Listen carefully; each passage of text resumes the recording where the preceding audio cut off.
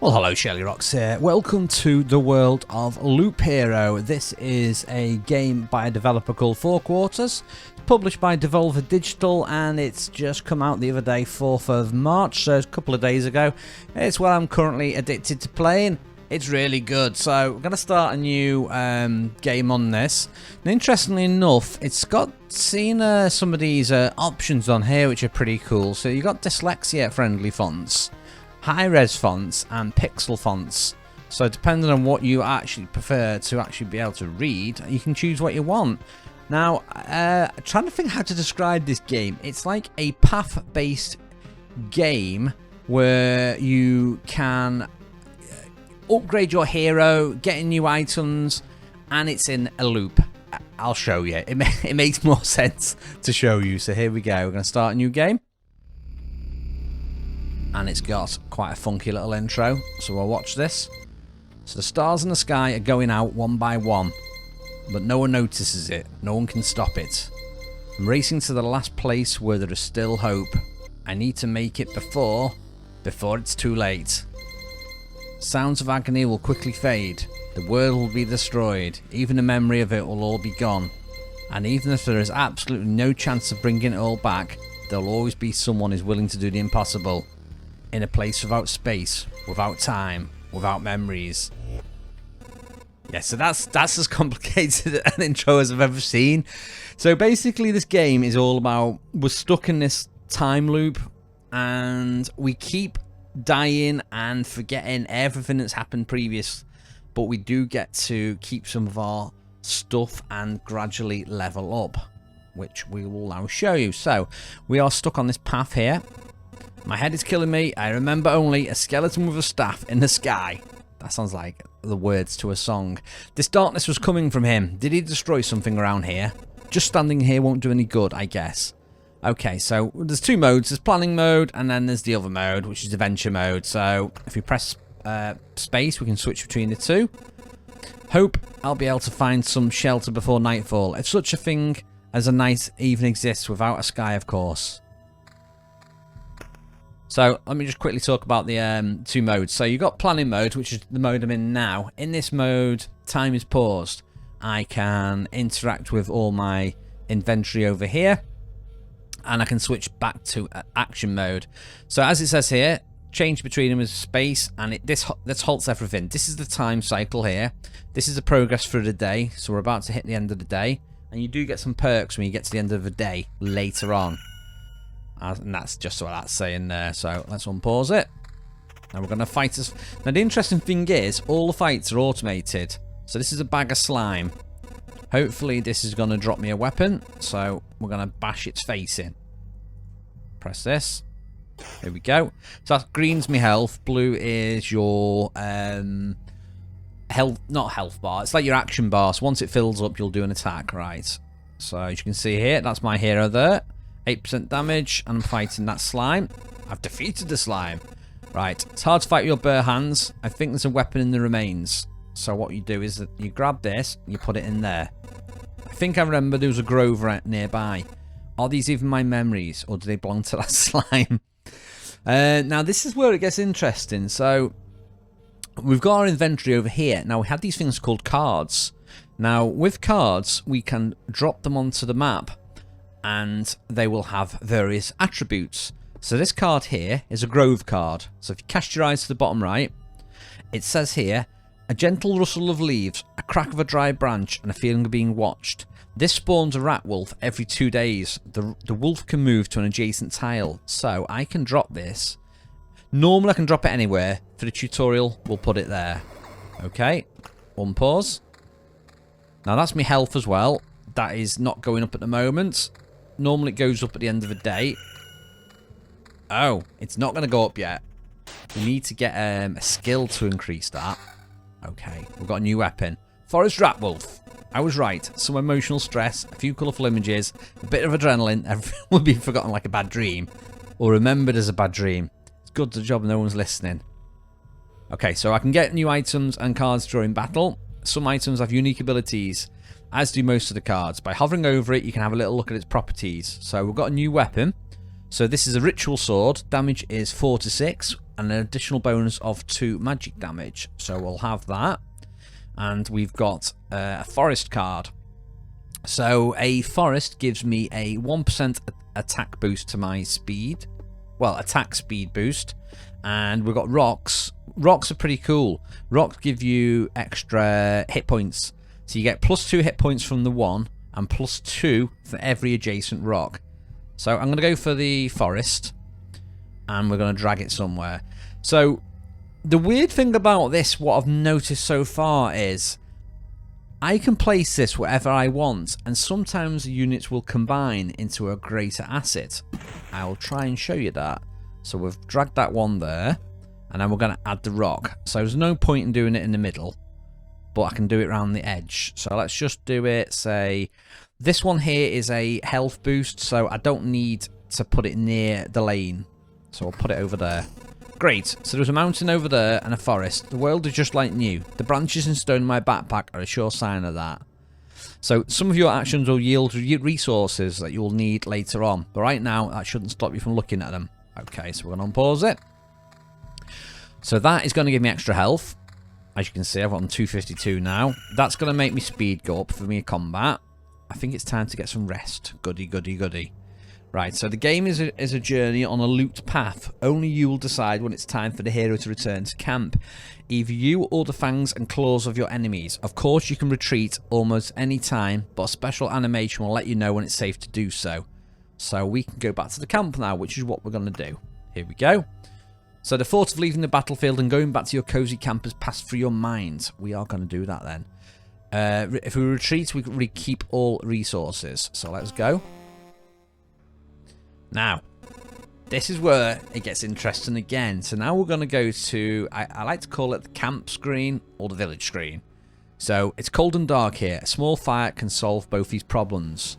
So we can make stuff. Now, we're going to set a camp up here.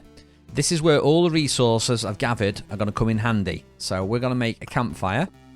And this, I guess you'd call this our tech tree. So we've got all the stuff up there. The basic thing we need, 1 piece of wood and 1 rock.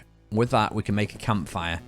Campfire is, it gives you 20% of your max HP upon entering the campfire tile. So, essentially, that'll give me, if I've got, like, say, 10 hit points and I go into it, it'll give me, like, out of the 10, 2 back. So, if I go in with, like, 8, I'll go back up to 10.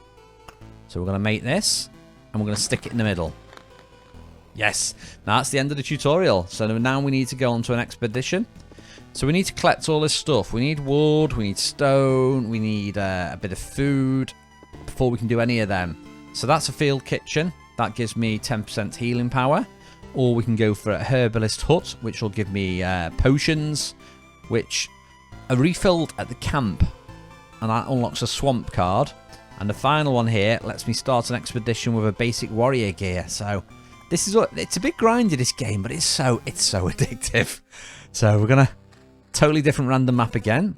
This path, everything's wrong, but I remember it looks like a different place and it's empty again. Like I have a choice, right? So we've just got to play it. We need to get items again, but you can play this how you want. You can put things where you want. You can equip what items you want. You can escape when you want. Right, so we're fighting the slime. As you can see, it's got 13 hit points, damage 3.13, and I do 6% damage as a standard thing. Right, now, let's pause this, so we can place the cards and pause. So, the thing I sent before about the hit points, so watch this now. So we'll put the mountain down again. And you should start seeing my hit points going up when I get enough of these down. So we need to get another one and we'll get +5 hit points once we put another one down. Now we've got meadow. Now these are cool. You put these down and I get 2 hit points healed at the start of each day. And we'll get the grove. That's the thing with the wolf. So I'm going to put that near the end. Just for the sake of, we'll attack that, hopefully kill it, and then come round here and heal up.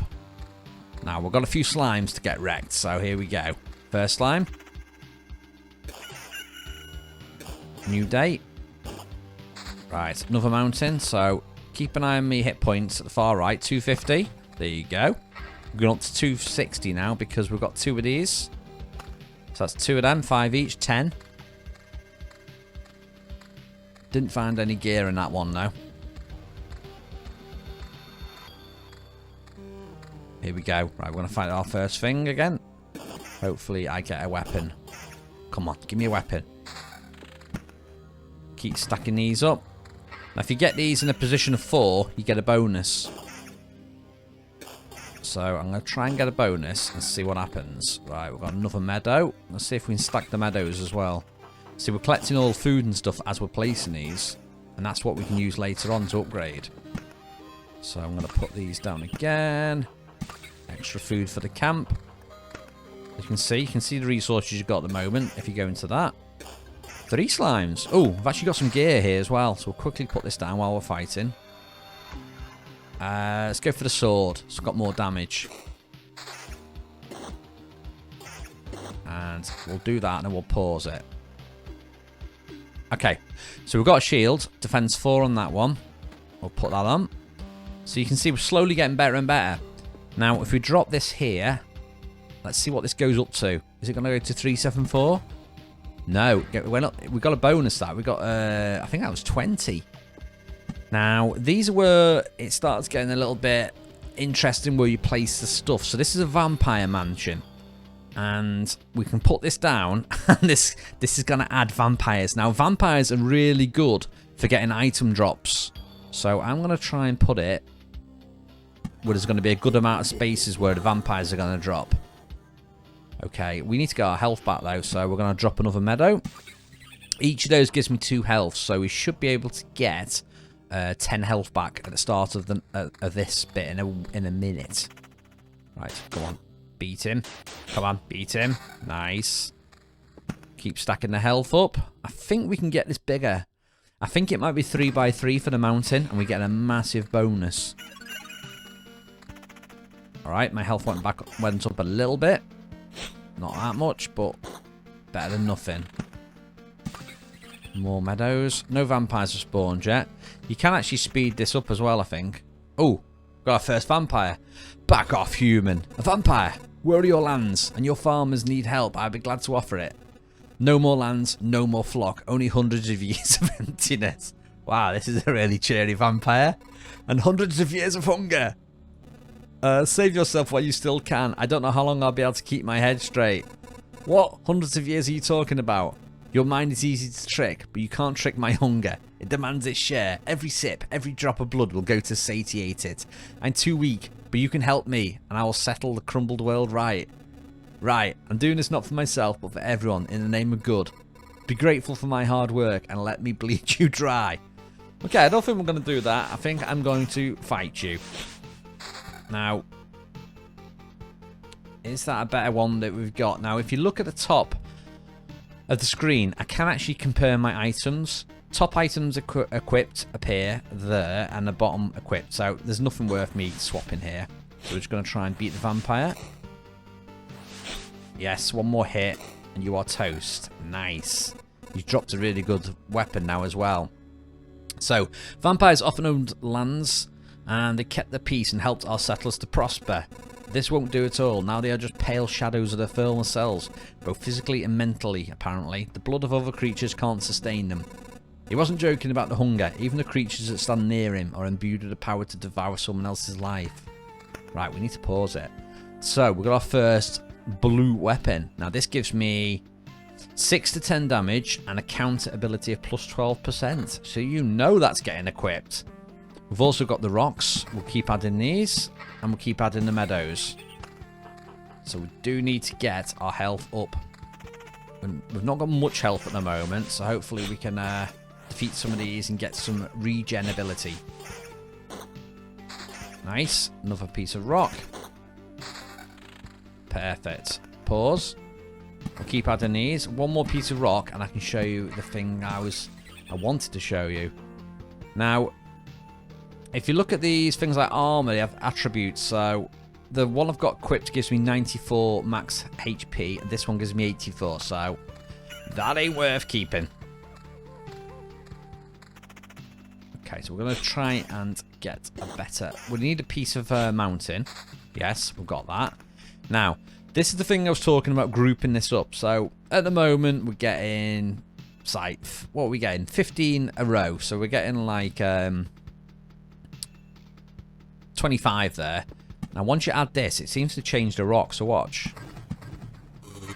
So, we get loads of resources for that now. We get plus 120 hit points. And it also spawns a harpy every 2 days. Now, I'd be interested to see what the harpies do, because I've placed this so far away from the map. I'm pretty sure I've seen the harpies fly from the mountains. So we are going to see what happens with that.